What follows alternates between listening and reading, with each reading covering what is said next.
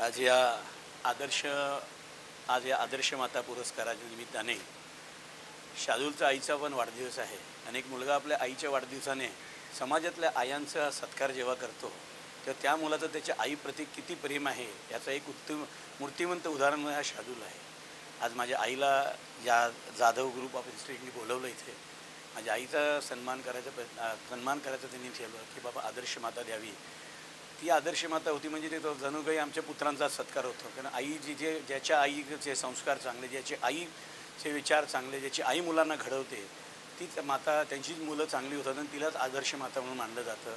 अशा माझ्या आईला हे पुरस्कार देतात आहे. आणि ह्यामध्ये सगळ्यात महत्त्वाचं काय की इथे हजारो मुलं जे शिकतात त्यांच्यासमोर एक वेगळी भावना जाते की आई म्हणजे सर्वस्व आहे, आई म्हणजे देव आहे, आई म्हणजे तिला पाया पडून जगात गेलं तर कोणती ताकद हरवू शकत नाही. अशा एक वेगळ्या प्रकारचं जेव्हा आपल्याला कळतं तेव्हा या मुलांना पण ते कळलं पाहिजे की त्याकरता हा जो कार्यक्रम उपक्रम करतायत शाळेमध्ये आणि तोही शार्दूल त्यांच्या आईच्या वाढदिवसानिमित्त करतो की एक वेगळं वातावरण व्हावं की आई म्हणजे काय ह्या मुलांपर्यंत जावं.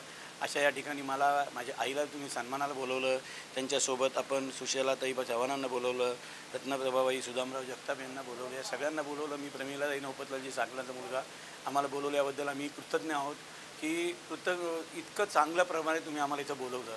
Thank you very much. धन्यवाद. जय गणेश. आणि असंच आईवरती प्रेम सगळ्यांचं राहू द्या आणि सगळ्यांना ते शिक्षण द्या. जय गणेश.